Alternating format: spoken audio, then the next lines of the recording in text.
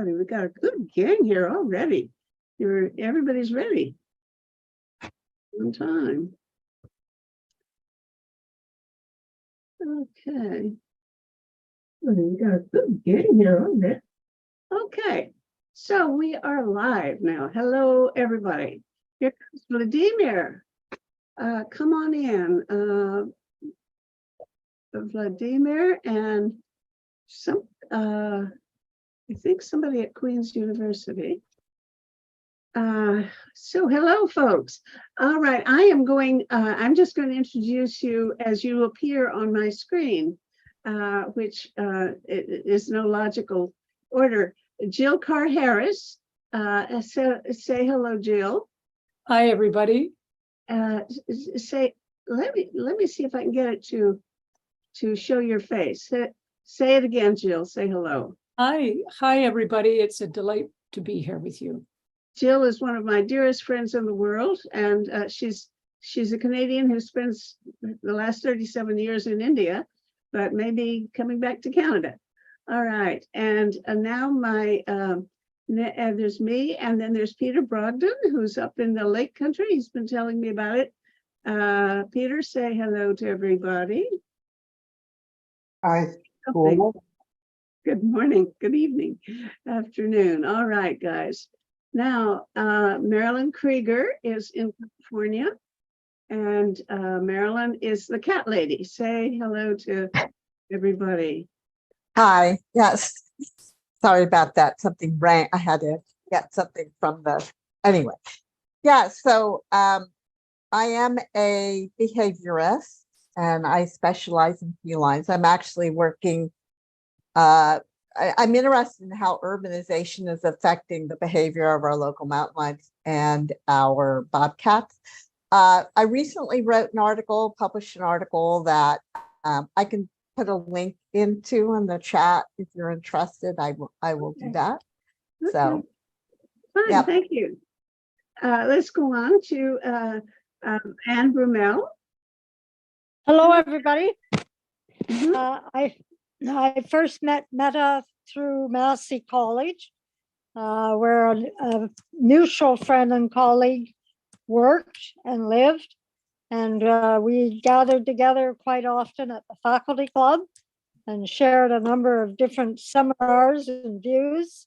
And I've continued to express this interest over the years, although I have to say during COVID, I was rather shut down from doing a lot of things. I'm glad to be back. Thank you. Okay, Sharina is in Batumi, Georgia. Batumi, yes. Hello, everyone. I'm happy. I'm honored to be here. So I'm from Georgia, from Tbilisi, but now I'm in Batumi. This is a seaside city here. It's very noisy outside. People are having rest and relaxing, but I'm here for the reason. So tomorrow we are opening Diversity, Pluralism and Media Freedom Conference at Batumi State University. So, and we're organizing with local civil society actors, media organizations. It will be kind of intensive dialogue and discussion on this important issue. Yeah, thank you. You're interested in security issues very much. Yes, yes. Right. I'm from Civil Council on Defense and Security. So you and Jill already know each other because Jill. Yes, Jill is my dear friend. Yeah, happy to see you. Okay, and Judith Han has already given us a little spiel. Say a little bit more, Judith. That you're Yeah, I'm an evolutionary biologist by training, living in San Diego. My area of specialization was in conflict resolution, gender differences, and whether or not we could apply this to war. What is our relationship to war? When do we start making war? Why do we make war? Could we ever end war? Which is what I'm working on right now. I've written several books on the subject. I have a very large website called afuturewithoutwar.org, or just afww.org. And it has videos, book reviews, movie reviews, lots of essays on the subject. And it has a study guide. If you go there, go to the introductory part where it says study guide, because that lists the various things grouped by subject matter, because it's a very large website. You don't want to wander all the way through it at random. This will group the things by subject area if you go to the study guide. And right now I'm working at WILF to see if we can start some kind of a project to get a treaty that might bring about the end of international wars. All right, thank you. And Bill Lycum, the Fox guy. Yeah. Well, I run the Urban Wildlife Research Project here in California, just south of San Francisco. And my big concern is how global warming may push us into increased wars and conflicts around the planet. And that's all. Okay, thank you, Bill. We've got cats and we've got foxes here. Vladimir, hello, nice to see you. Tell us about yourself. Hi, nice to see you again. Yes, tell us about yourself. Okay, my name is Vladimir, and originally I'm from Russia, but I had to leave the country last year due to the current situation, you know. And now I live in Kazakhstan, Aktau. And I try to find a place to live with my family. Yeah. And you're coming to Canada, right? Yeah, right. I plan to go to Canada. Okay, very good. I'm Yeah. delighted. And I don't know whether you've met Konstantin yet, but you will. Yes. I've got two other people to introduce. Leda is yes. Hello, Leda. Hi, I'm Lida Raptis. Oh, I didn't change my email, sorry. At least it's not, my name is not written in Greek. And I am a professor at Queen's University. I work in cancer research, but I am interested very much. I come originally from Greece, by the way. So being from Greece, of course, history is big. And so I am interested in history and also many other global issues. And I have always found the Peace magazine and also these meetings are very interesting. So that's... Thank you. Okay, Sandy Greer. Good afternoon. Thank you for inviting me. I'm a writer, filmmaker, and educator. And for the last 10 years, I've been working with local people in Ontario to fight against the proposed deep geological repositories on radioactive waste. So my concern through all of my life's work for 40 years has been the cultural racism against Indigenous peoples. And so very much the Indigenous peoples also are involved in these possible deep geological repositories and the impacts on the natural environment and the water pathways, as well as human health. So what I'm trying to do through various activities is try to fight against the increased racism that has become so evident in North America, and just absolutely just reprehensible things said even in the news media that really distort the reality, and having respect for Indigenous people's rights to fight against these ill-advised industrial projects. So I work in various ways trying to increase awareness about the truth about these experimental projects and to support Indigenous people's rights. Thank you. Okay, Dorothy Rosenberg, say hello. Sandy, is it possible to connect with you outside of this meeting, because our interests actually overlap? I'm also very involved in the Indigenous community and MMIW and some of the other things. Why don't you post some information about how to get together in the chat, and I will afterwards. I'll put that chat online later when I post, when I finish editing this. Dorothy Rosenberg, hello, say something. Hi, can you hear me? Yes. Okay, hi. So, hi Netta, hi Jim, hi everybody that I know or don't know. I'm Dorothy Golden Rosenberg, and I have known Meta for dozens of years, I guess now. And I'm Jill. I've been in touch with for many years as well. I am somebody who's been involved in peace and social justice and environment and so on for many, many decades. I did my master's in environmental studies at York, and I did my PhD at OISE, where I got to know Jill much better. And the good work that we've all been doing over the years is really impressive. I would like to also mention that I work closely with the Clean Air Alliance, and they put out wonderful material every week. As many of you probably know, Angela Bischoff puts out her reports for people to understand and sign petitions and be part of a much bigger picture than just a few of us.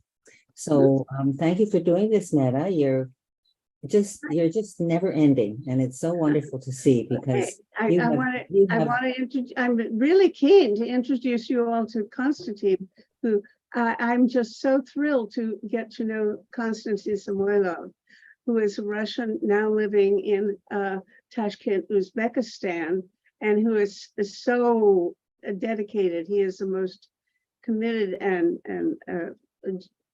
big-hearted guy I know anywhere. Say hello, Konstantin. Thank you so much, Meta, and thank you, everyone. Great to be here. My name is Konstantin Samoilov. I am Russian. I was born and raised in Russia, lived in the USA for quite a few years, then moved back to Russia. And now I'm in exile in Tashkent, Uzbekistan. For the past 9 months, I've been trying to do 3 things. Primarily, first, to spread the truth of what Russia is doing to Ukraine and doing to itself, to create a support group here in Tashkent. I've founded the Tashkent Breakfast Club, where Russians get together, and I'm trying to do the same thing in other countries right now. And the third, I'm trying to get Ukrainians and Russians at Tashkent Breakfast Club, so they sit at one table, talk, make amends, try to fix what's been broken by the Russian government. Wonderful. It's just such a treat to have you with us, Konstantin. George Willobo, you are here from, I've forgotten where, but hello, George. You got to unmute yourself and tell us a little about who you are. And you've got a project you want to promote. Yes. Hi, everyone. My name is George Willobo, and originally I'm from Uganda. I moved to Canada, and Toronto, Ontario is where I currently live with my 2 daughters and a wife. So I met Meta in some circumstances that until today we are now friends, and I also am the ambassador for peace and Great Lakes Peace Center that is based in Uganda. So currently I am doing project planning and management, but also I do events planning. So I currently manage organization or a company called Global Events Canada, which is currently organizing the Canada International Convention on Human Rights Promotion. Within the regard that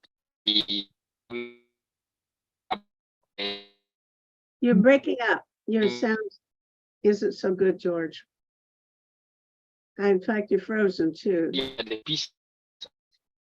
Yeah, I'm sorry, we can't hear you. I'm going to go on. See if maybe we can come back, and I don't know. Alan Haber just vanished, and there's somebody who looks like a bunch of stripes called the Peace and Justice Alliance. Oh, here comes Alan back.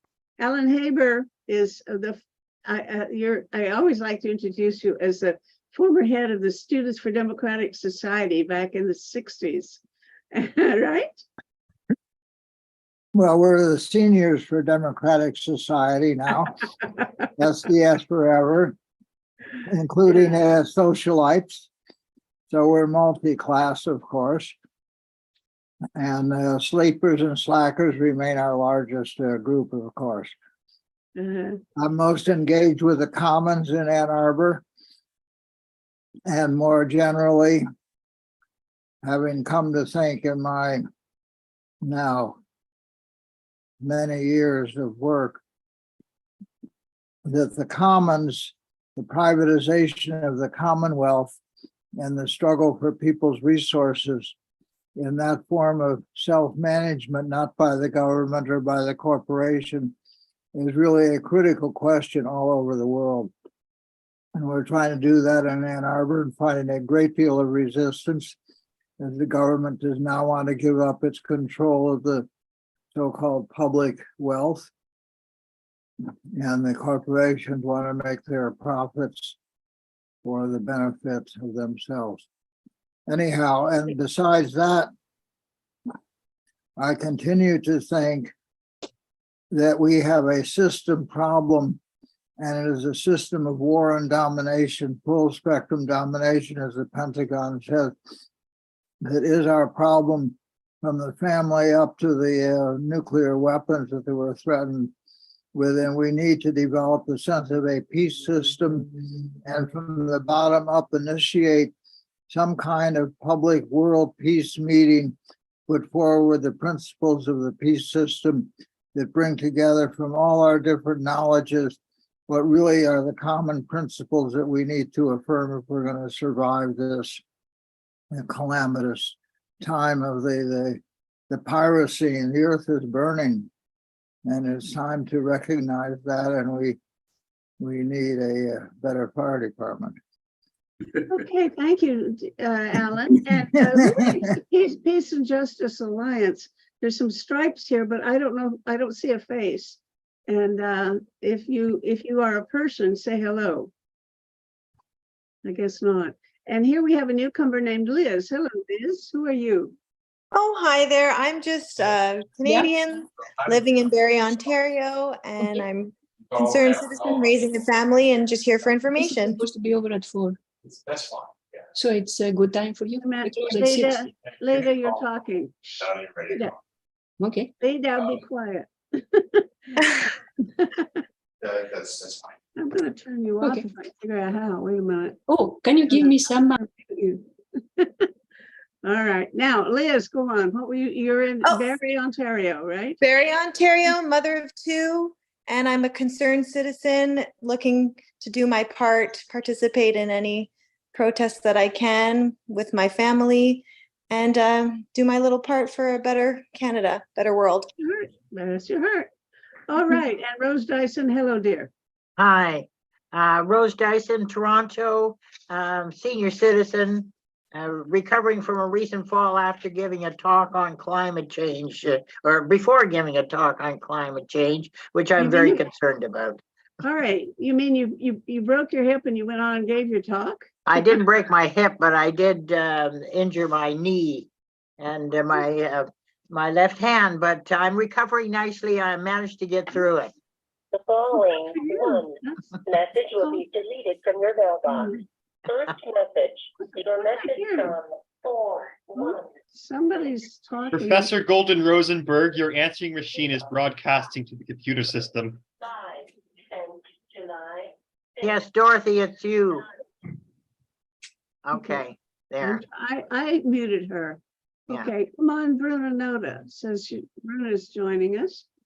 Good. Well, the gang we have a good representation today from all over the place, and our interests are quite varied. Let me see. How do I want to proceed here? Here's Bruna Noda. Say hello, Bruna, as soon as you get yourself unmuted. Hello. What are you up to these days? Oh, I am very much into building the White Poppy campaign from the beginning from the International Peace Day to the International Human Rights Day. That is the white poppy for life, and adding the red poppy in November. So that's what I am doing with Conscience Canada. All right, thank you. One of the things that I'm doing, but anyway. Yeah. Okay, the Peace and Justice Alliance is now a person. So instead of just a stripe, you can say hello, Mr. Peace and Justice. If you're unmuted, if you can unmute yourself.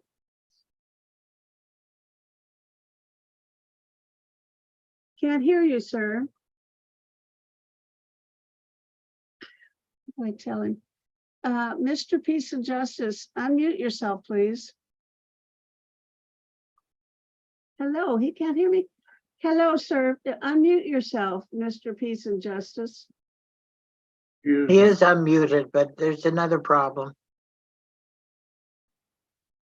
Can't hear you, sir.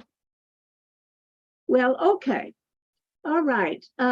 We have a lot of people here, although some people have vanished. I don't know what happened to Paul Werbos. He tried to get on 2 or 3 times, but I don't see his face. I hope he shows up again. Last I heard, he was on a cruise ship someplace, so he may have trouble with connectivity. I always scold people who go on cruises. I think that is not something people should be doing anymore, but I won't scold him. Okay. You can hear me now? Yes, sir. Yes. Are you speaking now? Yes, yes. Good. Sorry, my connection was interrupted and I'm not good enough about the technology. Sorry for this Who are you? inconvenience. Tell us about yourself. My name is Mominul Haq. I am Director for Peace and Justice Alliance, and we work for democracy and human rights and fight against corruption and kleptocracy. We are a new organization, but a small organization. We have been working for particularly in Asia region. Our main focus now in Bangladesh. As I talk with Meta about Bangladesh present human rights violation, undemocratic situation, the present regime of Bangladesh has been keeping power without people mandate since 2009. They have been violating human rights and democracy. In 2014 and 2018, there was no election. People had no a place to go for vote.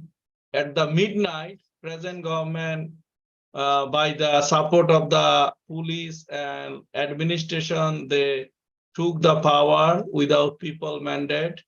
And 2 days ago, there was a huge protest and demonstration, peaceful protest against government injustice, inequality, oppression.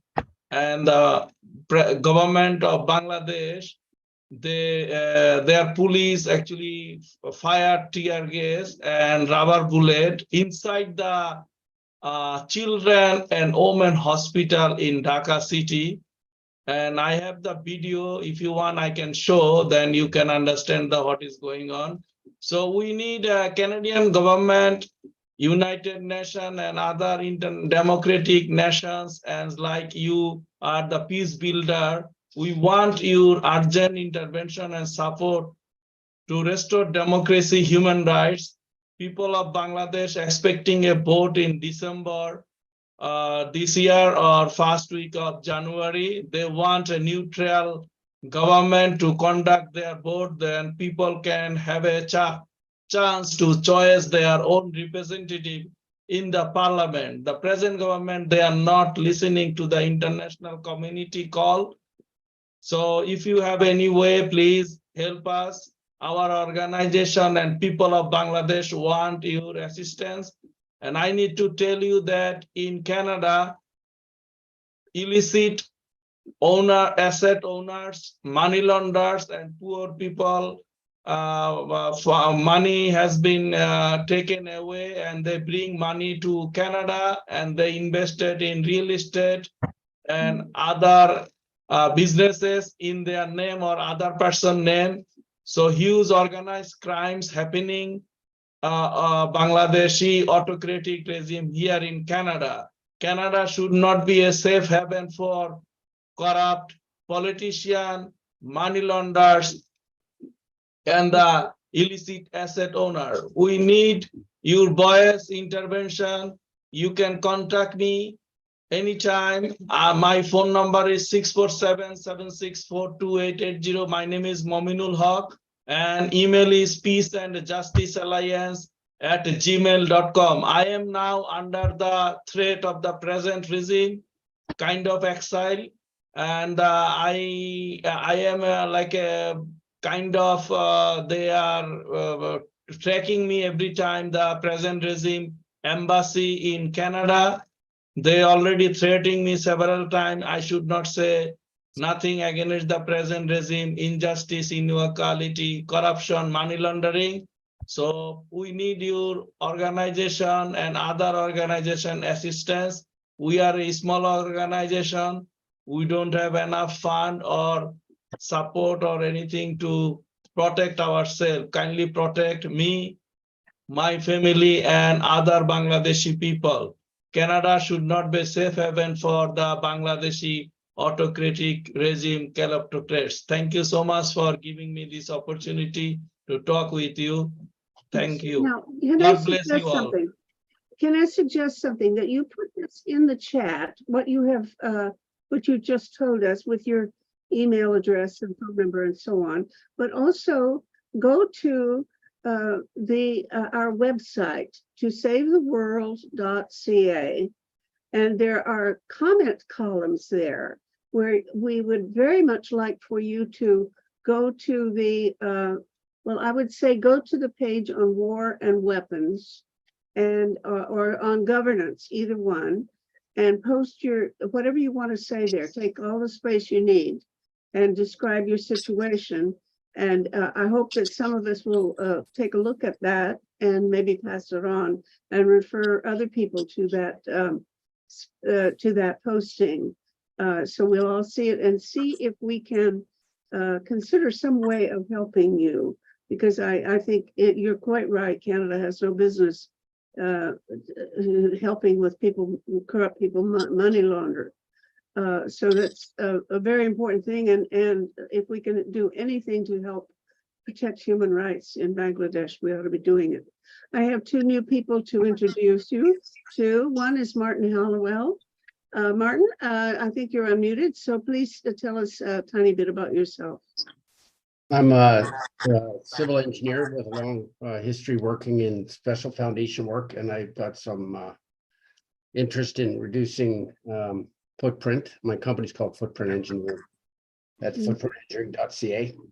And so I help with systems that do that. I'm very concerned about the amount of over-design in construction. And I could give examples, but that's me anyway. I'm a business guy. Mm-hmm. Yes, because the concrete accounts for about 4% of the CO2 that we put in the air every year. And if we just learn how to use better concrete, we'd reduce that. Victor Kokonyasny, how are you, sir? You're in Moscow? Yeah. Hello, tell us about yourself. Yes. I don't know what to do. One moment. Mm-hmm. One moment. Take a minute and say who you are. I know who you are, but I want everybody to know you too. Well, do you hear me? Yes. Yes. Okay. So thank you for invitation. I'm always glad to see you, and I'm for more than 30 years rights activist in Russia, and now I'm profoundly observing this tragic situation with the war. Mm-hmm. Hope that my observations would be useful for some peaceful processes. Actually, I think that is a good place for us to start a conversation, because by good luck today we have you and 4 other Russians or people who have been involved with Russian the Ukraine war and so on. Viktor Koganyasny lives in Moscow and I think is very influential in the Yabloko party. In Tashkent, you haven't been here long enough to have met all these people yet, but Konstantin Samoilov is a Russian now living in exile in Tashkent, Uzbekistan. And Vladimir, I'm sorry, I've forgotten your Kozlov. I can't remember your surname. Would you say your surname again? Krasnov, Vladimir Krasnov. Kozlov? Krasnov. Krasnov. Krasnov. Krasnov, thank you. I'm Yes, sorry, I forgot. And Vladimir is now in Kazakhstan. He's also fled from Russia because of the fear that he would be mobilized to go fight in Ukraine. Sharina is Lorka Benadze is in Georgia and is very concerned about, of course, the war. And also Jill Carr-Harris has just been in Georgia, is normally in India, is here now, and is a great peace organizer. She's a Gandhian leader in India, but is I think she and Sharina know each other at the Gandhi Foundation in Tbilisi. So I don't know who wants to say something about, but I think it would be highly appropriate for us to start with a conversation about the current situation in the war and anything else that you want to say about the situation in Russia. Who has some thoughts that you want to initiate this conversation about? Well, Meta, I'd say that I hope in some weeks a collection of my articles written since February 2022 will be prepared in French, in English. So I will send you, and you will be. It will be possible to read my thought about what is going on, and so what every day hundreds of people are dying in this unchangeable situation in the east of Ukraine. It is unchangeable. It is a stationary situation for a very high price of 100 people every day. So Victor, can I ask a question? Victor, you're against Russia? What is? You're against Russia. Your position is that because other people have different opinions of what's going on there. I do not understand your question. The U.S. has put a lot of money there, and frankly, the Russia's already won that war. So I do not understand. I do not understand your question. I do not understand your question. I want to know your position relative to why do you think that Russia went in there? Why did they go in there? Russia, first of all, Russia, it is 150 millions of people. So, Russia is a very, very particular, very specific political system. So it is not democratic. It is a state of a particular interest, of a private interest. So it is a state of a group that uses military force wherever it wants. Now the main demand. So I cannot be against. You don't have an accurate understanding. I cannot be against. I cannot be against Russia. Martin, let him speak. I'm Just trying to, mark and but I hold can it. see where he's coming from and I don't You subscribe. don't to need to the view. interrupt him. Let him finish. He's By the way, speaking. concrete's 40%, not 4%. You guys take care. Okay, go on, Victor.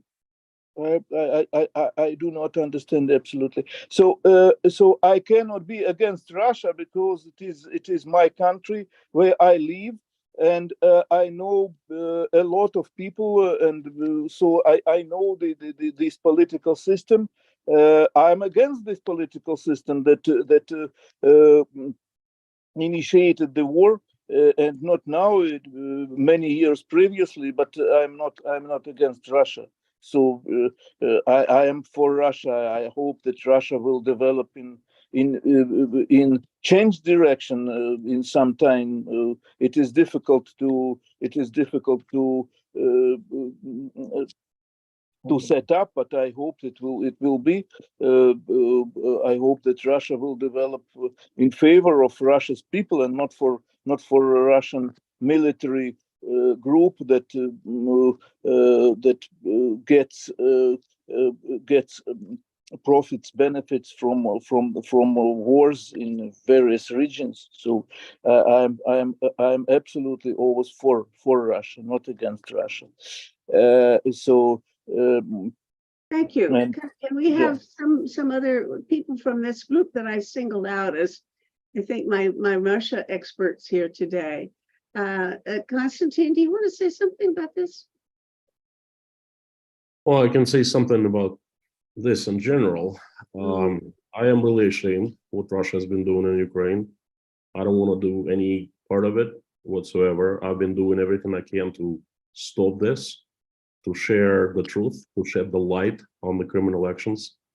I was born and raised in Russia. I'm Russian. Russian is my native language. Russian is my culture. And, I can't give up on Russia, is that, okay? That's where I come from. And I also want Russia to change. I definitely want it to become a democratic country. I want it to become a free country. But unfortunately, what I've been seeing for the past 20 years, and it's been increasingly happening in the last, I'll say 5-6 years, that personal freedoms have been stripped from Russian citizens. They don't have a voice. They've been brainwashed up to right here. And the situation is worsening. Moreover, Russia is not doing it to itself, but it's basically invaded Ukraine and destroying Ukraine right now, killing Ukrainians, and Russians are getting killed also in the process. So this is my point of view. This is my stand, and I'm doing everything I can in my active position to stop this. Okay, that's pretty much all I have to say. If you have specific questions, I'm ready to answer them. Well, we can have questions, or we can go on and ask Vladimir if you want to speak to this statement. Vladimir, I'd like to let all of these Russian folks speak first before we take further questions. Okay, Vladimir. Yeah.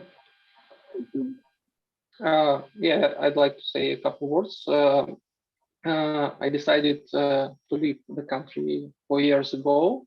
The main reason was I didn't exactly understand what was happening in general. What the government do, and but I understood that there is no future for me and for my family, because people who I'd say normal or who really wants to improve their lives, and you have a lot of troubles when you want to start a business or want to improve your life. You can face with government, and authorities can they can come to you and tell you that you must pay for your business, so they can just close it or take it, and you don't have you cannot feel yourself in safe. And I didn't understand, but I felt that something wrong, and I decided to find ways to leave the country. And last year, unfortunately, began big invasion, and it was a shock for me, and it is unacceptable, and unfortunately a lot of people, including my family, especially my father, really support these events. They think that my parents think that that's okay, it is right what is Russia doing right now, and for me it's unacceptable. And this personally, for me, this society probably something wrong with me, but I'm like an alien there, and I can feel support. I have friends who still live there, but they told me that we understand your decision, that's okay, but we want to live here, and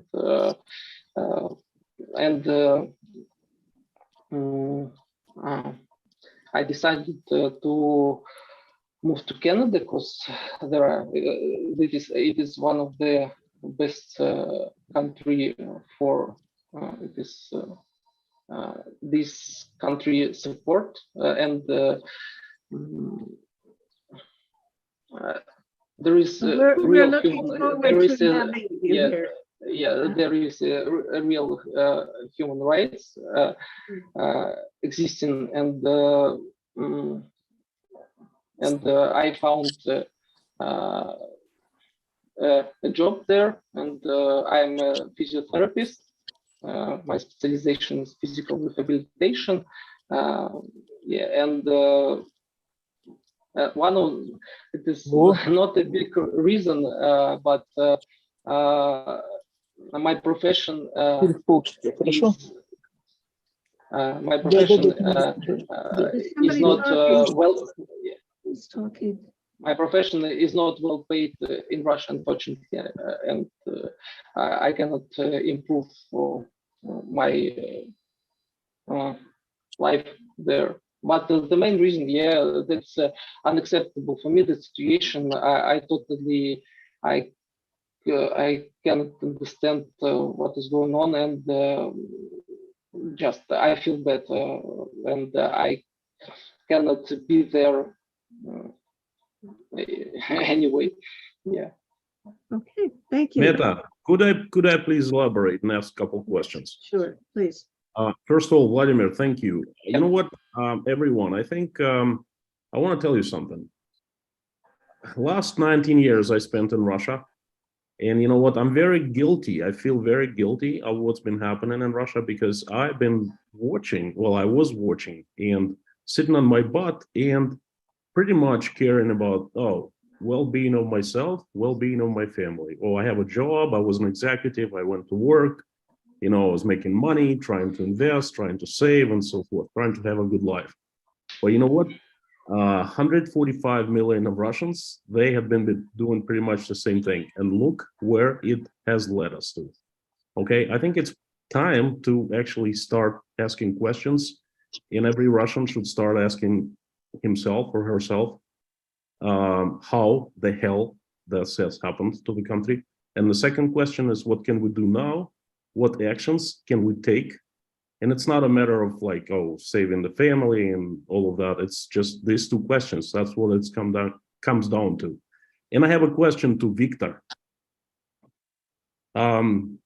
You are high profile politician in Russia. You have been an activist since the late 80s, if I'm correct. May I ask you a question? What have you recently done to stop the bloodshed and to change the situation? Yeah. So I may repeat again that Yes. yeah, Yeah. yeah. No, so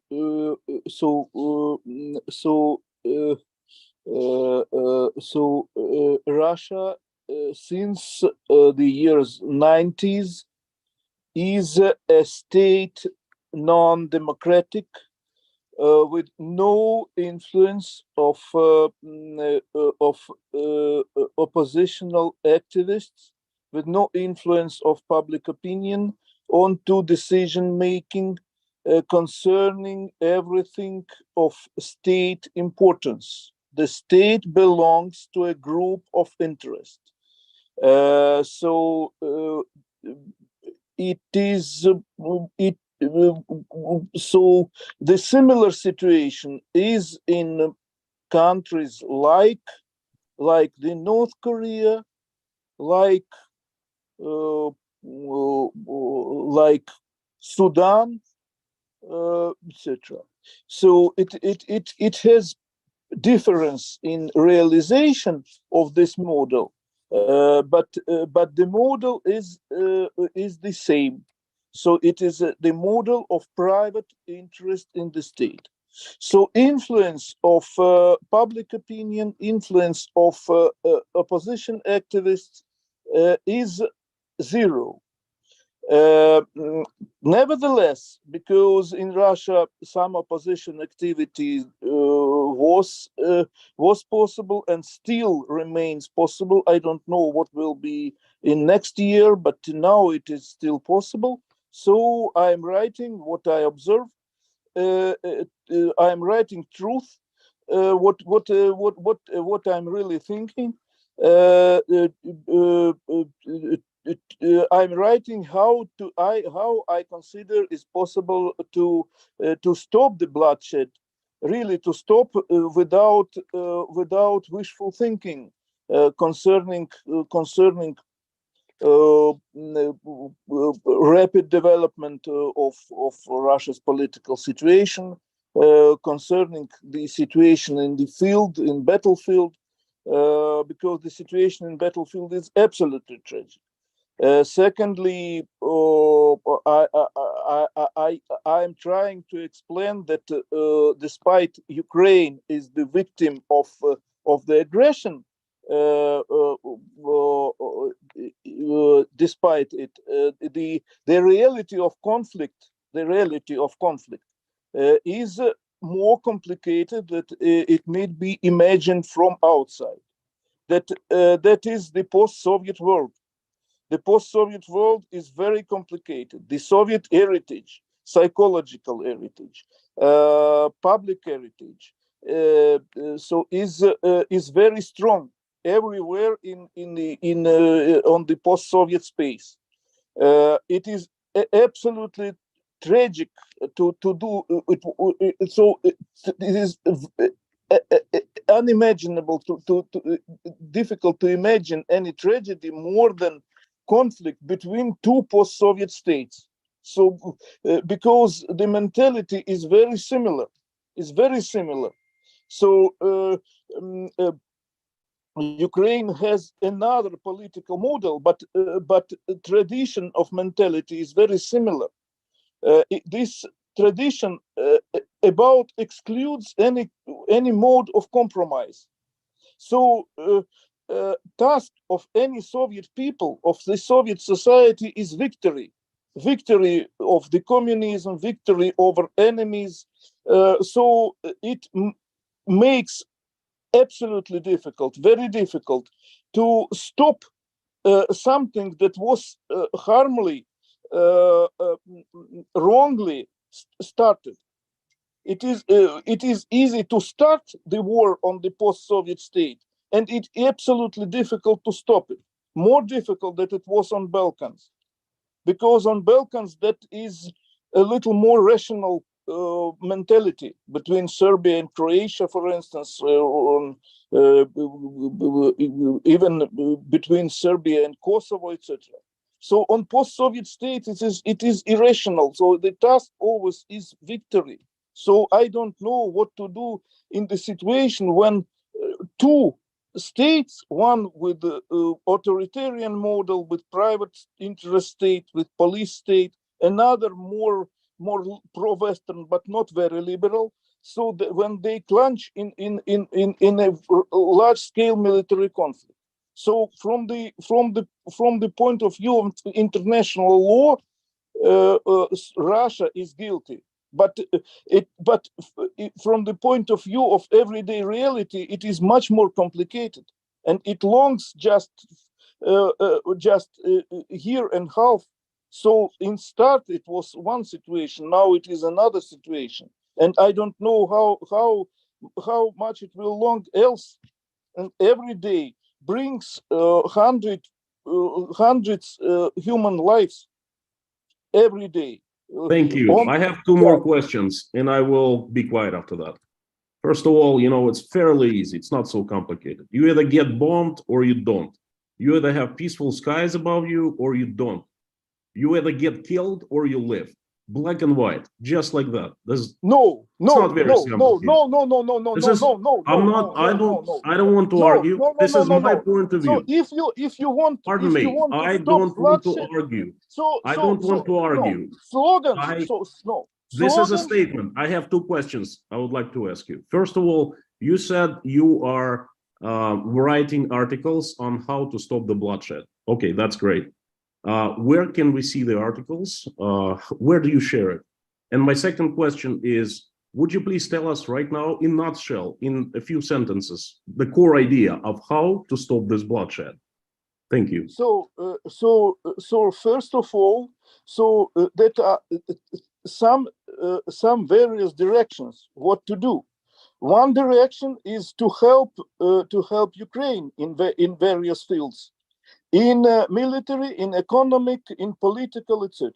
Another direction is to negotiate with Russia to find a way to stop this bloodshed, because the Russian leadership has some interest to that this war does not continue for decades. So and to have interest to stop the war, because any long war always gets interest not to stop it, because it becomes surrounded by interest to continue for long time. So it is not so simplest. It is not so simplest, and the way of slogans does not give the solution for people that are dying in real conditions in the fields without any result. Thank you. Well understood question, answer. Thank you. And second question is, where do you share your articles, your thoughts? In Facebook, it will be published in France in 1-2 months. So I have no other instruments to do anything. So Victor, you can always publish your articles on our website. I hope you will. Which website? To savetheworld.ca. TOSAVE. Okay, I will send you. I will send you today later all my articles. You will choose to what is interesting for you. Thank you so much. Yes. Could you answer one of my questions, Victor? You think that the difficulty is that they don't compromise, but I wonder what the compromise position would be. I don't see an easy, compromise in many of these things. Either Crimea goes to Russia or it goes to Ukraine. No. It is not the way of compromise. So So the compromise should be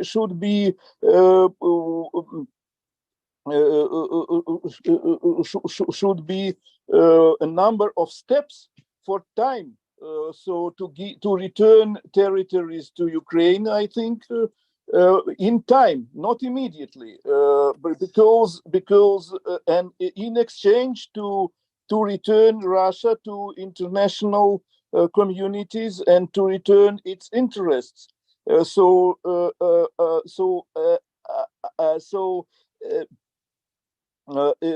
It should be some roadmap for 10, 20 years, taking into account that Russia will change and Ukraine will change and Europe will change. And I think that all return to international law, to international rules concerning territories should be achieved via any roadmap, not by the way of everyday battle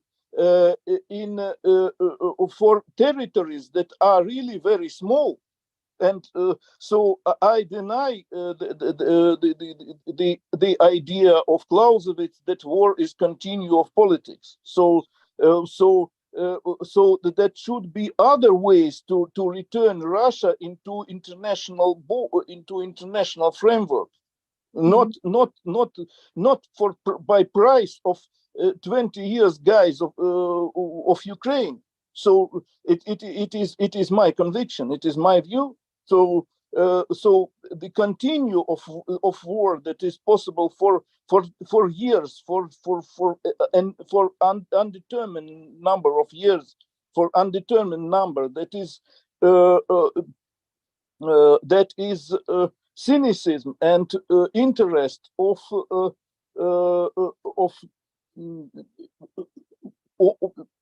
military political groups, not of citizens, but it is enrooted in post-Soviet mentality. Victory and immediately. So in practice, it gives unlimited war, unlimited victory immediately gives unlimited war with unlimited number of victims. So it is terrible. So some political process should be started and thoroughly elaborated. So otherwise it will be absolutely unpredictable. So thank you. Okay. Yes. I'd like to get both Sharina's and Jill's views on all of these related matters, because Sharina works in security issues in Georgia and is surrounded now, of course, with people from Russia who are refugees from Russia. Would you speak to these issues? What have you been reacting to as you listen to this conversation, Sharina? Yes, thank you, Meta. So personally, I'm having different reactions. So listening to Victor, actually, I don't know what is post-Soviet mentality. I mean, I don't feel myself being any post-Soviet, even though I lived in Soviet Union for very little period of time of my life. And I think here, this when Victor, you speak about change. I don't know what's this change. I think the first thing Europe was always giving Russia opportunity. So Russia being part of the international system, everything. So there was reset politics by Americans in 2009, right after Russia's invasion to Georgia. There were all these opportunities for Russia, and Russia failed everyone. And with this war in Ukraine, actually, Russia is dragging all post-Soviet states into I don't know, somewhere. I mean, it still continues, even without invading now Georgia. On the other hand, Georgia politics is getting like not so good, and so on. And on the other hand, Georgia accepted, and we have a lot of refugees from Russia. And I'm in Batumi, it's full of Russian citizens. Russian cruise ships are coming here. and enjoying relaxing here. And you see, I don't know who should change and who should be part of negotiations from Russia. Still this criminal regime which is there? I don't think so. I think that even at this point,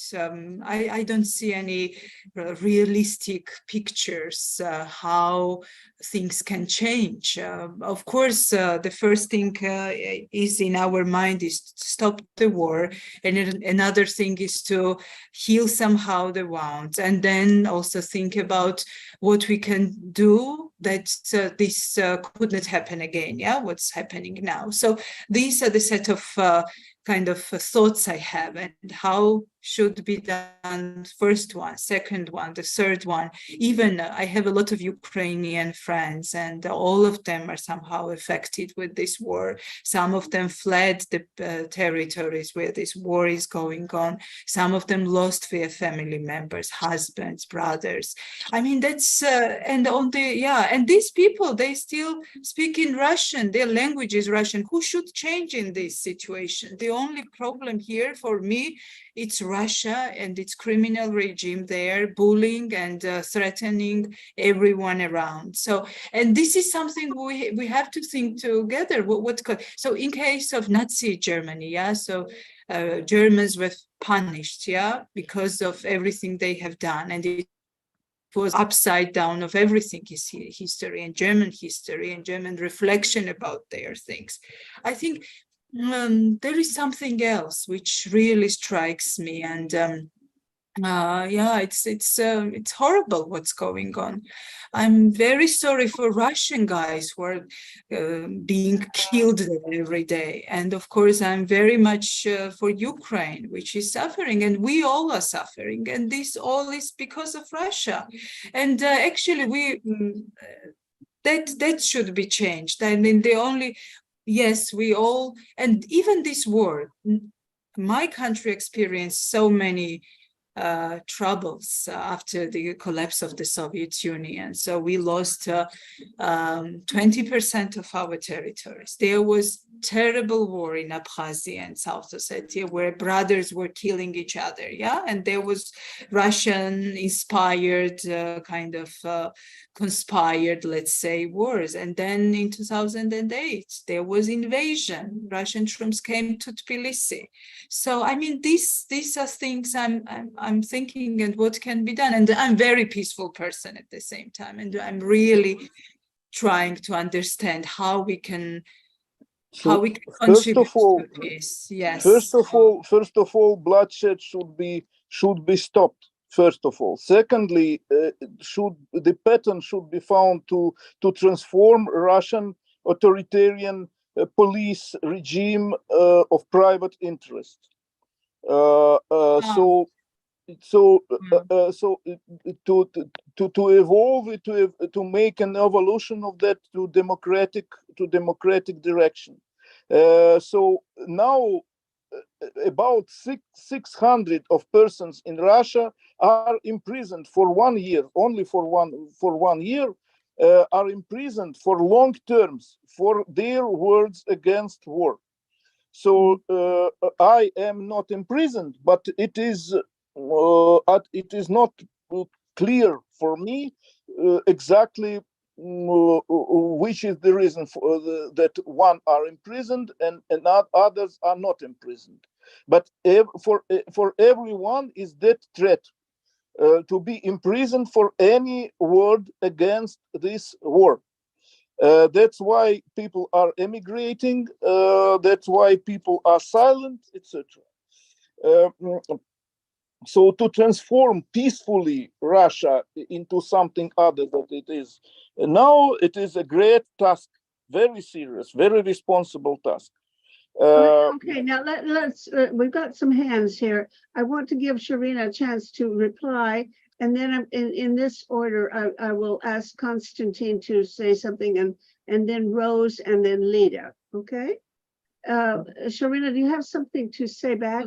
Yeah, I only can say that this transformation, I mean, thinking about that transformation is a little bit, it will come later. So the first thing is just to somehow stop bloodshed, but to support Ukraine somehow to win, or I don't know.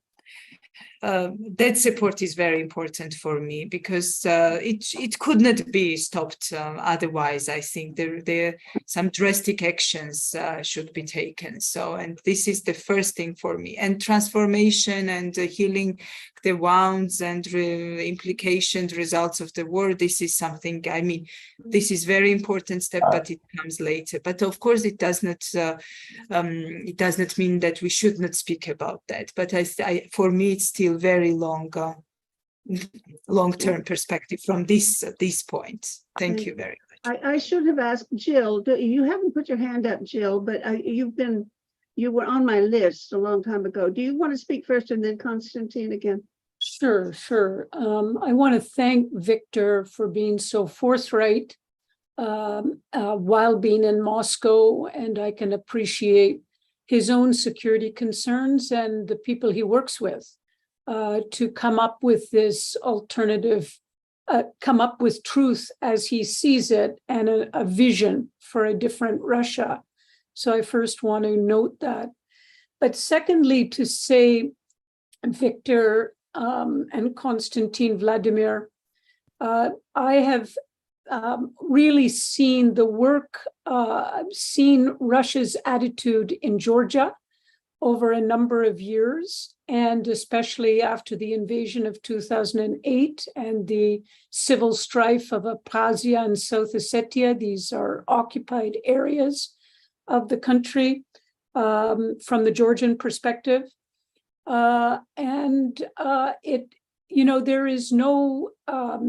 There's been an intractable situation. And what worries me is the same will happen in Ukraine, that there will become an intractable situation. It's not just a frozen conflict, because in Georgia, the capital city, Tbilisi, has guns focused on it from 30 kilometers away for the last 15 years. And it's very hard to have any kind of state functioning.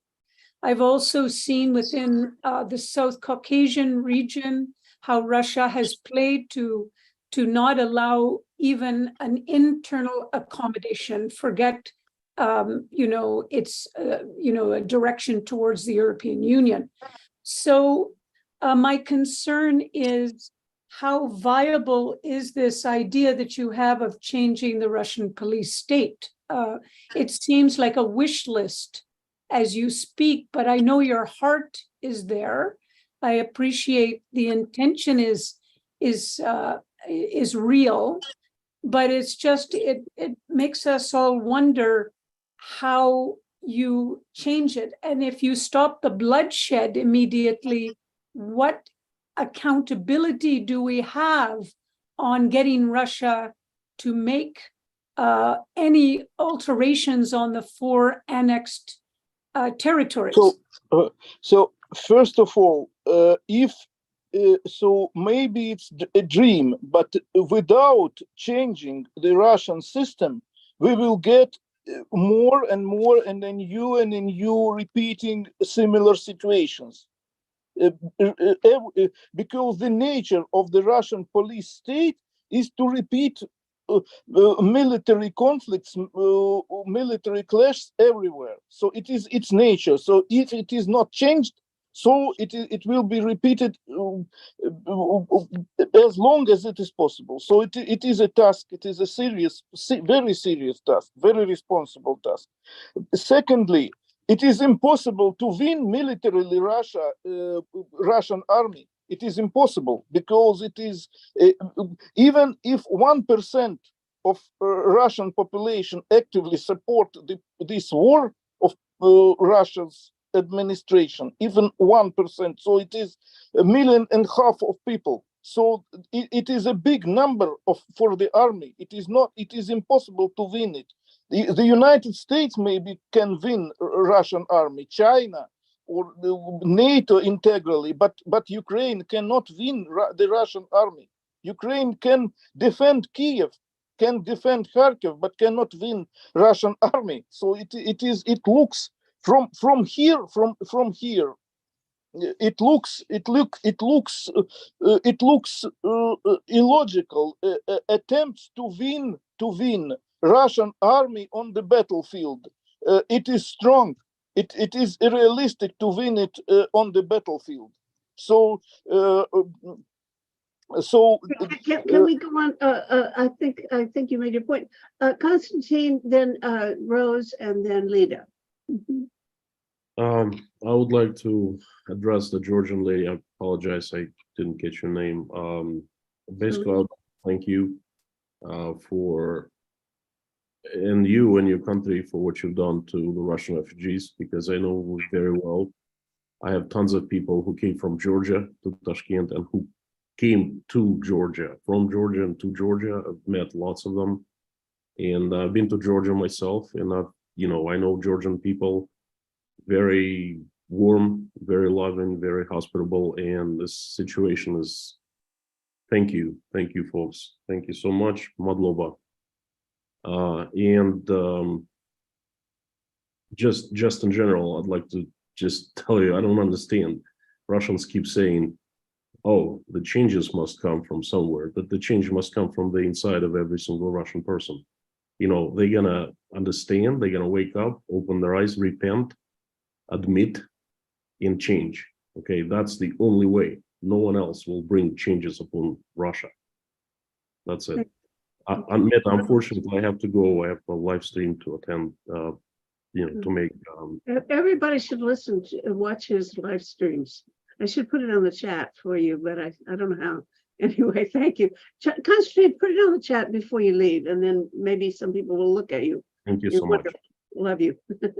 Okay, Rose. Okay, well, it's certainly very interesting to hear what the Russian, those of you of Russian descent are saying. But I'm just Victor, and I think Constantine, you too, say there's really no opposition to the current autocratic Putin regime. And what about Navalny and his? I know he's in jail now, but there's he's obviously somebody that's been trying to affect some kind of resistance to the Putin regime. Is there any hope in that context at all? And also, when it comes to the need for some kind of negotiations between the two sides, between the Russian and Ukrainians, as someone that worries a great deal about climate change and its impact, might that be a factor? Or is there any concern at all in Russia about what's happening as a result of this conflict and the attention and resources that it's taking away from another urgent global threat? Yes, it is taking away, surely. It is absolutely irresponsible approach of Putin to global policy making, because really we have global problems. And Putin started this war because his own reasons, and it deviates surely from global problems. So concerning Navalny, first of all, I may note that he is nationalist, and I am not partisan of Navalny. But now he is in prison for a very long term. First, and any mentioning of name Navalny in Russia, it's direct way to prison. So that is the situation of any of radical opposition. So main part of Navalny supporters are emigrated, because otherwise they go together with him to prison. Otherwise they go directly to prison. It is pity. So I do not share their nationalism, but it is the situation. They are opponents to Putin. And for this way of opposition, they go to prison. It is their way is particular, so that is not very parliamentary way. So they hope that Russia will undergo some social revolution, etc. I do not have such hope. Russia will not undergo social revolution. It is not realistic. absolutely. So Russian system may be transformed step by step because the bureaucracy has no interest in wars. It wants stability and it wants better quality of policy making and contacts with the global forces, with the West. Surely the bureaucracy wants it. So Putin is against its own bureaucracy, but he is owner of the state. Yes. Yeah, okay, thank you, Victor. I want to go on to Lida, who's put her hand up a long time ago. Yes, Lida. You have to unmute yourself.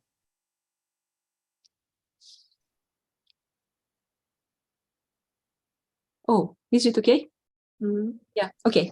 I'll be short, but you see, including me as an outsider, I have never been to Russia. I have quite a few friends, but I have never been there myself. I don't speak the language and so on. But so it's difficult for someone like me to make sense out of the different opposing things that we hear from everywhere. But I think there is a group called Code Pink, which is a peace group.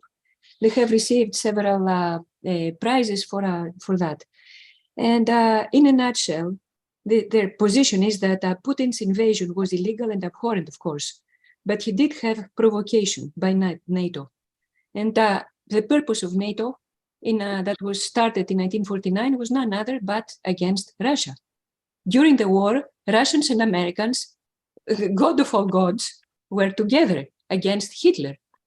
But once after the war, all of a sudden, the direction changed, shifted completely. The Germans were the good guys, the Russians were the bad guys. Anyway, so in other words, Putin had lots of provocation. I would very highly recommend, and I read it several times to understand it, this book that's been put up by, you may know about it already. It says making sense out of a senseless conflict. It's not a big book, and it says all of that. And now, I understand fully that people may want to leave their own country and leave Russia, for example, but I left Greece because of a military junta. When you're talking about no human rights, how much more do you want? Oops, a mirror. How much more do you want than having someone from the army simply saying ahead of a university, this is how things are going to be. Someone who has no idea about anything of the affairs of the university. The expression used was, we decide and we order. How much more do you want about totalitarianism? What I mean is that there is totalitarianism from the left, but also from the right, which can't say which one is worse. At least myself, I cannot. And there are, of course, I grew up during the Cold War, of course, and we have had lots and lots and lots of garbage. For example, that Greeks and Russians have always been enemies. My foot. And then why was during the years of Catherine the Great, Odessa was named after Odysseus, Ulysses, because he was a big admirer of the Greek letters and so on. So how come Greeks and Russians were fighting? All of a sudden, during the Cold War, we are age-old enemies.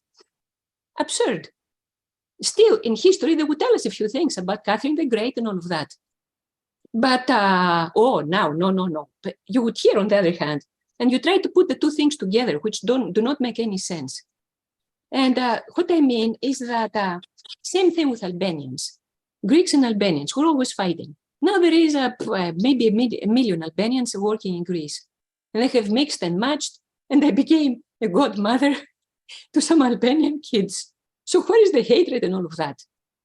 What I mean is that somehow they want to provoke a war for reasons that they do not say openly. And now lots of Greeks went as refugees in Russia since the Civil War, right after the Second World War, and because, again, exactly this shift in alliances, of course, there was a terrible civil war in Greece. And people who fought the Germans, all of a sudden, and many of them were killed, all of a sudden became the bad guys. No, they were doing that. They were fighting the Germans because they wanted to bring the Russians in. And I mean, who said that and from what? And now, the recent numbers I heard is that there are something like, there used to be at least, something like 80,000 Greeks in Poland. Some came back to Greece after the junta fell in 1974. And for me, it was very much eye-opening and very interesting to see. They have lived say from 47 till many were born and in Eastern Europe. So all of that, that is, what I mean is that we cannot demonize one side or the other. Because I do not think, as I said before, either of the two superpowers have the moral high ground. And now, as it says in this book, and I remember reading the news, about 3 months or something, 2.5 months after the invasion of Ukraine, Erdogan, for his own whatever reasons, whatever they are, he wanted to bring somehow peace. So he invited both sides, and many other sides, invited them to Antalya in Turkey. And they tried to negotiate. The only way would be to start negotiating what's going to happen with perhaps Crimea to be independent together with Donbass and so on. And so the US's position was, now is the time to weaken Russia. So no talks, just war. Keep blasting them till they disappear. For one thing, at face value at least, this is very, very stupid. Russia is not going to go. I mean, a nuclear superpower is not going to go without blasting the globe. So to say that is very stupid. I don't know, whoever said that was kind of senile. So the only way is some sort of negotiation. Let's try to figure it out, figure things out. There are so many people, Russian people, living in Donbass, and in Crimea has a whole bunch of Greeks. I mean, if you see there all of the names of the cities, Mariupol, Evpatoria, I don't say the Greek version of that, but they are very similar. So, I mean, Crimea is, I think, something separate from the rest of the Ukraine. It has so many others. And so there is no way to bring about peace than, first of all, the promise, for whatever that promise would be, no more expansion of NATO. Because NATO is a big threat, of course. It's not the European Union, it's a big military organization that it was made against Russia. So, can't say that it is something minor. Putin did have a position. I don't know the politicians what they would say, but I am just an outsider, you see, trying to understand. Okay, thank you, Lida. Anyway, that's... Now, I think we, we've spent way over 3/4 of our time. We only have about half an hour left, a little more than half an hour left, for all of the other people who are not Russian or not interested in, not specifically interested in this conflict. So there are many other people with concerns. We have to have a little bit of a conversation about Bangladesh, but apart from that, I think we've not talked about other people's concerns. Can we, I don't want to change the subject, but I think I do want to open it up a little bit. Do some of you have issues that you'd like to share with us, or things that have been going on in your life that you want to talk about? Yes, Mr. Bangladesh, I'm sorry, I don't see your name written down. So, yes, sir. Speak. Sorry, I am coming again, and I'm extremely expressing my gratitude, you giving me the opportunity to talk. Like whatever I heard about the Russia-Ukraine conflict, main thing is a global situation has divided that you are with the autocracy or you with the democracy. You are with the looters, like kleptocrats, corrupt politicians, money launderers, or you with the people who don't have any power, voice, and nothing to say. So this situation going on, what is going on in Russia, same thing in Bangladesh. So the present regime keeping power, like the strategy she has been taken from Russia, Putin. In 2012, the Russia and Bangladesh government had an agreement to set up nuclear plant in Bangladesh, and Putin giving her $12 billion. Now the power plant is not working, but mainly the money has been transferred to different place. And the family of the present government, prime minister, they taken all the money, poor people money. So the main thing is that we need to really work on democracy, social rights. Like if you are a part of the looters or autocracy, you will not listen the voice of the humanity. So humanity should not disappear from our world. As a global citizen, I'm lucky I'm in Canada. My family, lot of family friends in Bangladesh, if say anything against the government, oppression, corruption, money laundering, the government identify you whole over the country covered by the surveillance camera and spyware. You cannot talk, you cannot say anything against government in anywhere. You just censor yourself, censor. They bring you to the, they do the arrest and they put you in your jail, no proper trial. Can I ask you something, sir, about this fellow? I've forgotten his name, but he's the guy who started these banks, these Grameen banks. Is that what they were? Yeah, yes, Dr. Muhammad Yunus, he was the founder of Grameen Bank. So he started the strategy that you give a small loan to the poor people in the village. So they grow up, they do business, they have a social development, local development. What happened in Bangladesh after he got the Nobel Peace Prize, the present government, they don't agree with that. Then now the present, the Dr. Muhammad Yunus, Nobel laureate, he is the victim of oppression of the present regime. And every time they are harassing him and they using the judicial system because they politicize judicial, armed forces, election commission, all the administration mechanism using against who says something against the present regime. So Dr. Muhammad Yunus is in very critical situation.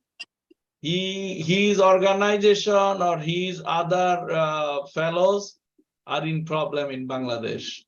So serious situation going on in Bangladesh. Anytime there will be huge conflict, we are expecting maybe if real intervention come to Bangladesh. I see the Canada government keep silent. I don't know why. We communicate with several times the politician and the bureaucrats in Canada. They don't say nothing. Millions dollar has been transferred. You see in Toronto, Greater Toronto, there is a rich area, maximum house owned by Bangladeshi or oligarchs. Well, is there anything being done to help his cause? Because it did from here look very much to me like a real political repression. Is there anything internationally being done to defend this Yunus man? Actually, there was a call from the US and other international civil rights organization. They say that government, you should not do any persecution, harassment against Professor Yunus and other civil rights defenders and opposition politicians. Government of Bangladesh, they don't listen. They say, we don't care what you say. It is my country. I am in the power. I don't care what you are talking or what you say. If you want to stay in this country, you have to follow what I say. So don't say nothing. In effect, the external support that he got hasn't done any good for him so far. Nothing is being bringing anything. So mainly united. What happened in Bangladesh? The present government taking the advantage of Rohingya refugees. In 2017, when Rohingya refugees try to come to inside Bangladesh, the present government prime minister, she closed all the border. Myself, I had the opportunity to join United Nations and other civil rights organization. We raise voice that you should open the border so that refugees can come inside. So after they come inside, she is taking the advantage. International community don't say nothing openly to her because they are afraid. We heard that she is taking, say, okay, if you pressure me, I will bring them out from my country. So this is going on. She is doing a mindset, so that I want to keep power, like how long I can keep. I don't care what you say. Now, Dr. Yunus and other, about 1,000 people has been enforced disappear in Bangladesh. The present government say, they disappear by themselves, but the people, small kids crying.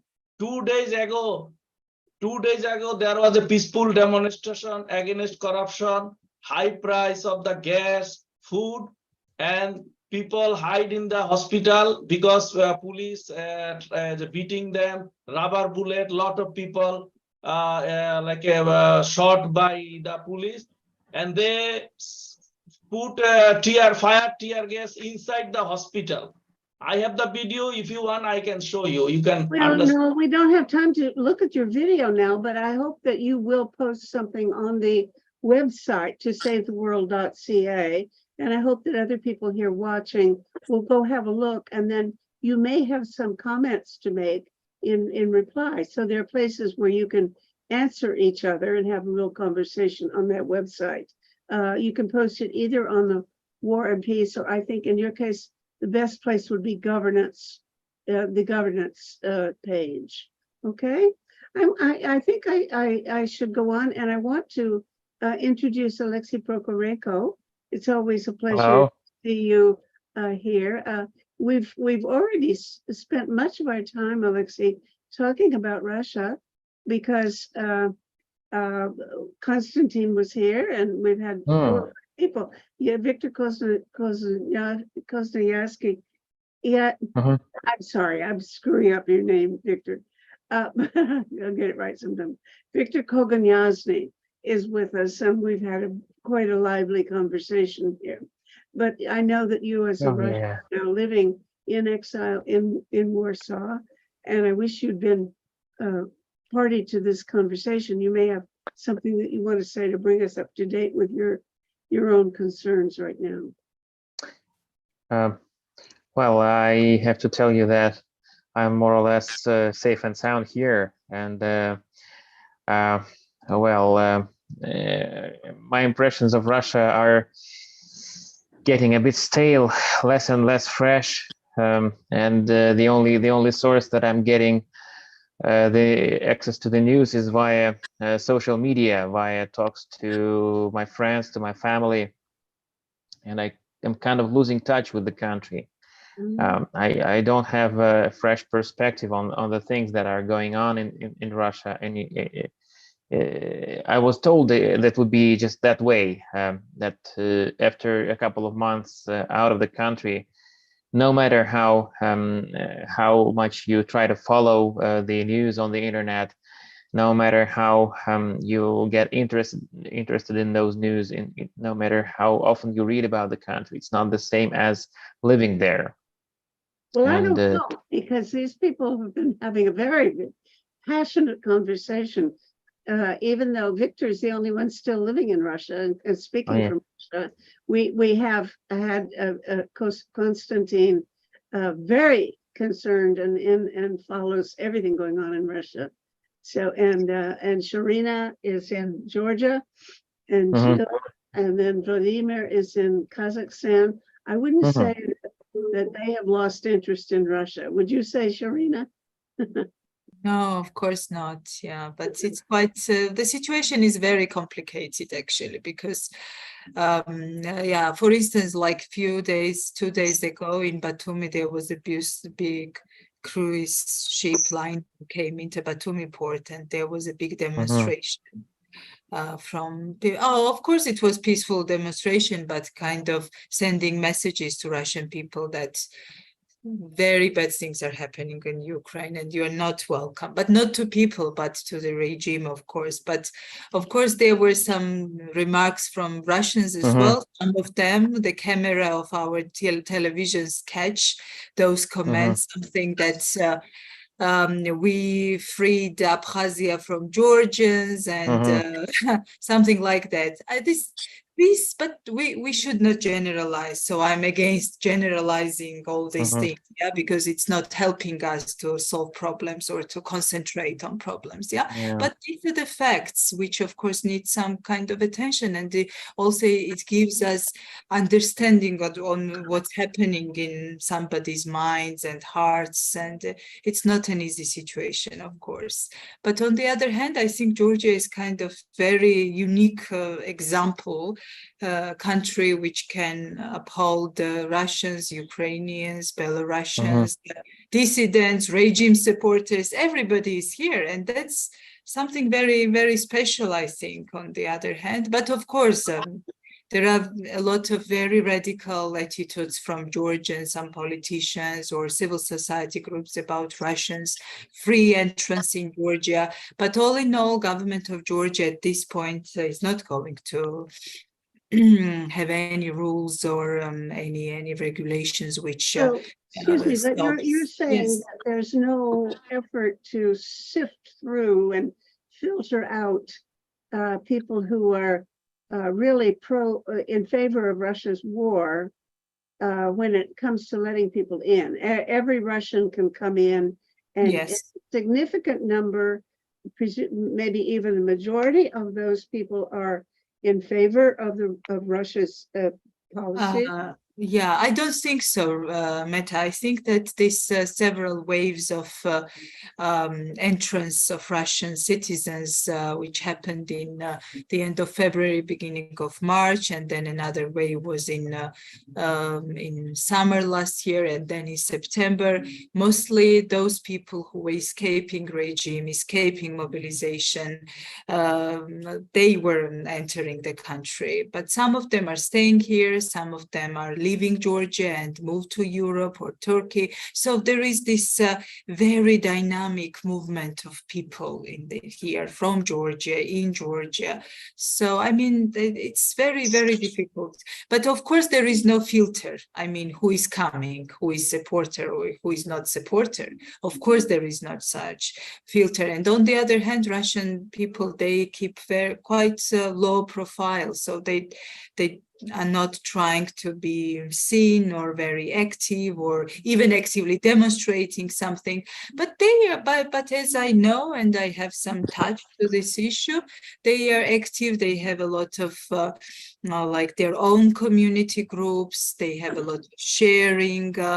Young people in their 20s or early 30s, mainly this is kind of age group which entered Georgia. So, and yeah, they have a lot of bars and cafes in the center of Tbilisi, and this is also a platform, a venue of exchange, I think, and discussing about the future. Do they speak freely in these bars? And if you go in there, do you get a sense of, is there a consensus among the people in the bar about politics, or are they strongly divided among themselves? Let's say all within the Russian community, do you get any sense of you know, where they're, you know, what's the center of gravity of their political it's so different. I think those who go to these bars, they are more free-spirited people who really have consensus on Russia's stance and on the Ukraine issue. But those who go to restaurants and to eating khinkali and khachapuri, they are still with kind of this Soviet mentality and not very sure about. That's so interesting about this food and attitude. I'll be back in a second. Yeah, so, but all in all, we have no idea. Of course, what we see on Radio Free Europe, they have in Georgia a very good podcast when Georgian and Russians are speaking to each other. So kind of they try to break stereotypes, what Russians think about Georgians. And these are all those Russians who are supporters of Ukraine against the regime. That's very interesting kind of method of exchanging. You can see that this, yeah, there is absolute consensus among these people about future of Russia and Ukraine and Georgia and everything. But of course, there is no filter. Everyone is let in the country. But there were several cases when some Russians were not allowed to enter. And sometimes these Russians were very famous journalists against Russian regime or famous civic activists. So why would they have been excluded? We don't know. I mean, this government, this border service, they just rejected, and that's all. That's all. And I don't know. Even though we were asking the reason, there was no proper and clear message why they were rejected to come into the country. So but these are not very frequent cases. If that is similar in Warsaw or in Poland in general. What would you say that it is from the where's Alexei? I've lost you. Alexei, have you gone? I don't see your face. In Poland, and the Czech Republic, it is absolutely prohibited entrance of Russian citizens through airports. Yeah, not absolutely. I know, for instance, one Russian through airports, absolutely prohibited. Through yeah, airports. you're right, but they can drive by bus. Yes, by earth, by ground, it is not prohibited. By airports, it is prohibited completely. Well, that brings up a whole different question about the situation of people like Konstantin and Vladimir, who left Russia because they didn't want to fight, and they're finding it quite difficult to get papers to come into some of the countries that they'd like to live in. I think, Vladimir, you may have your problem solved by now, or at least seem to be close to it. But can you tell us a little bit about the predicament of people such as yourself in Kazakhstan, who could lose the right to even remain in Kazakhstan and might even be deported back to Russia? Can you explain that plight? Because I've been very concerned about helping men who had left Russia because they didn't want to fight, but who nevertheless were not admitted to some of the countries they'd like to go to. Can you talk about it a little, Vladimir? Okay, yeah, there is a restriction for being here without residence, for example, and you must have kind of temporary permission for being here. I have that one, and local people helped me. Without them, I couldn't do it. So, and but in my situation, I have to leave the country in this autumn, or continue this permission, but it could be can be a problem. And but I guess it depends on a situation and exact person. Yeah, I have something here, and I know that Russia and Kazakhstan have kind of agreement for if you've done something wrong, like a crime, or Russia requested a person for some reason, and agreement means that Kazakhstan must give that person back to Russia. Yeah. What else? And has anybody, do you know of anybody who's actually been sent back to Russia? Personally, no.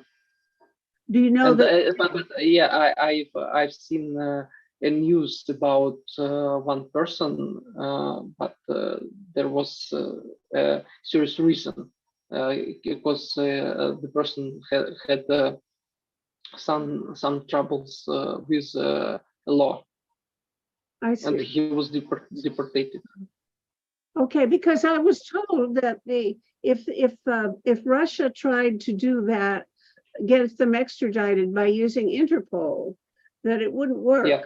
Because Interpol will not send back anybody who's charged with being a criminal when the crime involved just simply political opposition. And so that wouldn't, they wouldn't be able to do that through Interpol, but maybe they have some other agreement with Kazakhstan that would enable them to be able to require these people to be sent back. But you don't personally know of any cases like that, except for one. Personally not. I see. Okay. Okay, thank you. Now let's see what else, because there are a lot of people here who have been waiting patiently to share your concerns, and you may be very interested in other topics besides what we've been talking about. Is there someone with something on your mind that you want to air here? Anybody? We only have about 12 minutes left, so let's fill our time with news of other activities. Richard Jensen, hello. Hello, Meta. Great to be on your show. Certainly, it's been very interesting and deeply concerning about Ukraine and Russia. But I think many of us are also trying to get rid of nuclear weapons, which we see as the big threat right now. Many of us are remembering Hiroshima and Nagasaki on the 6th and 9th of August. And so in Toronto, there will be a discussion on that, there'll be a presentation at City Hall on August 6th at 6:30. And so everybody who is in Toronto is welcome to join that. That's at the Peace Garden, isn't it? Correct. Maybe tell people how to get to the Peace Garden. I'm not sure. Well, maybe it's obvious, but it's a good idea. Yeah, it's obvious once you get to City Hall. It's there in front of City Hall. If you're looking at City Hall, it's on the right-hand side. And so that will be happening. I'm up in Sudbury and we'll be holding a proclamation from our city on the 9th. We're also trying to get rid of war generally, and we're doing that by educating people. And I've put in the chat a link to Ending War 101. It's a 6-hour course that people can take online, and it begins September 4th, but you can register for that. So just a couple of things, how we're trying to get rid of war in general. As you know, CANSAC is the largest war sales showman that happens in Ottawa here in North America. And we've had certainly a lot of protesters about that. And we were able to delay Anita Anand, our Minister of Defense, quote, defense, it's offense, and by over an hour. So we are trying to protest and make some changes. We were unsuccessful in preventing the Canadian government buying the F-35s, unfortunately, but we carry on. So again, these problems are worldwide, but we're also addressing them at home. Thank you. Okay. Thank you very much. Can you tell us who did this course that you're wanting people to sign up for? I did nothing about it. We've had over 250 have signed up in July, and probably about 150 actually completed the course. Oh, I didn't know you'd already done this. Yeah, so Oh. we've done it now, and we're repeating it in September, and we'll repeat it sort of every 2 months. Okay. Well, Ellen Haber, you have your hand up, and I don't see your face, but let's speak. Ellen. Okay, I'll bring my face back and my hand up. Thank you. I want following Hiroshima Nagasaki Day and nuclear weapons. A next focal point that could draw us to some sense of cooperative action is the United Nations Climate Ambition Summit focused on September 20, Wednesday, and followed on September 21, International Day of Peace. And these two dates in the calendar join the climate question and the peace question, and perhaps give an opportunity to prefigure what actually would be a peace meeting to resolve the questions in Ukraine with Russia and in the European theater generally toward a collective security arrangement that is not unipolar and NATO focusing with Russia, and looking to what is really the people's call for peace, and dealing with the imperative that unless we redirect resources to deal with the climate questions, we're all just going to roast nuclear or otherwise. So I just draw those dates to your attention and think that perhaps maybe Meta, in the next discussion, we might focus what are people thinking we could actually do to prefigure a peace conference that would deal with the fundamental questions, as everybody seems to want to do, and deal with the shift from the war system to peace and the ability to deal with climate. And these two dates, Wednesday, Thursday, September 2021, coming up are perhaps times to focus on. So I just wanted to say that. Alan, would you go to the website to savetheworld.ca, because we have an events calendar there. And it's Okay, I'll try and do that from my place in France right now. Okay. If it takes, you have to learn how to do it, but it shouldn't be that hard. You can post your events on the events columns, and that goes for all of you. Whenever you have something going on in your community, Richard up at Sudbury, put in about your August 6th event and so on. All of you put your events into the peace calendar and into the events calendar, because even if you live in another country, there's a place for people to put it down in your own country. So I'd like to get more traffic going there, but if we don't have anything for anybody to look at when they get there, then they're not going to go very often. So let's step it up in terms of what we post. Thank you so much, Alan. Now, who else has got some other news that you'd like to share with us about things going on in your community or your concerns?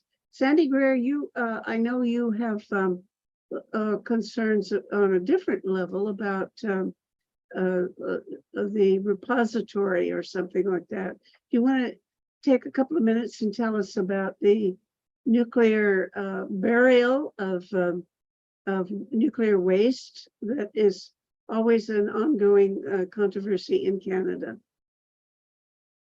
Yes, well, thanks, Meta. So just since you invited me to give a few details for folks who may not be aware about this, currently the situation for the proposed deep burial of high-level radioactive waste, there are 2 sites in Ontario, Canada, that are still contenders for the deep burial of high-level waste, which is still experimental, because Finland is the only country in the world which has in recent years constructed a shaft based on the Swedish KBS-3 design for deep geological repositories, but it still does not have an operating license.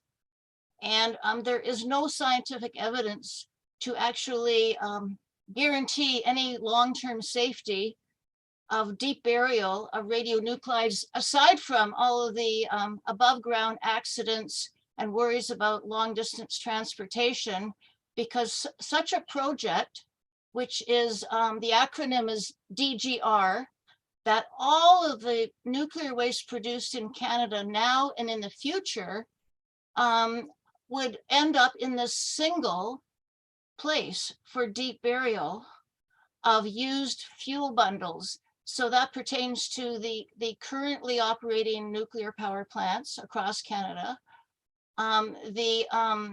Also, it's possible, and this is only recently being revealed by the Nuclear Waste Management Organization, who is the proponent of this project, that also it's possible that intermediate level waste may be added in future. And on top of that, there are proposed small modular nuclear reactors that are being funded by the federal government to be developed in Canada.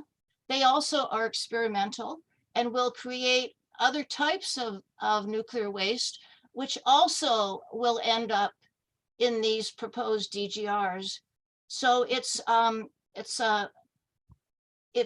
just keeps evolving through time about what could actually end up in unknown quantities and at unknown costs. And it's a huge worry. And unfortunately, news media is doing a very poor job of even informing the wider public about what's going on. And it's a huge worry because the local activists don't have the capacity to really educate the wider public. And it's just really frustrating and really worrisome, because if we don't do something to stop it within the next year, because in a year's time, there will be a site selection decision that one of the two communities, and one is in Midwestern Ontario, the community of South Bruce, and it's where there's important farmland. So it's either going to be possibly happen on prime farmland, which is being lost every day in Ontario, or alternatively, the site selection could be chosen for Northern Ontario, where there's many First Nation communities that are already dealing with contamination of water from various mining projects and trying to get their human rights recognized, that they have a right to be consulted and be participants more actively in this decision-making process. So I could say more about it, but I hope that sort of in a nutshell gives you a picture. Gives us some awareness of what you're worried about and why. Okay, we're coming to the end of our little visit here. It's been a stimulating and sometimes troubling conversation, but I think it's useful, and it's nice to know that we can all be friends, even though obviously there are issues that are really very difficult to us to imagine how to completely resolve between our various points of view. I hope you'll come back in a month. We always do this on the last Sunday of every month. And in the meantime, I hope I may very well be sending out notices to those of you who are members of Project Save the World. We have a few members already, but those of you who want to be members can join. And you can't just join, but because you have been on the Global Town Hall, we'll be happy to invite you to become a member if that interests you. And then we may have a meeting one of these days and talk about other ways in which we can all participate better and use our energies in concert together to try to accomplish a few things. So thank you all for attending. And unless somebody has one final word, If you do, speak now, because I'm about to say goodbye to everybody. Don't see any hands. So thank you all.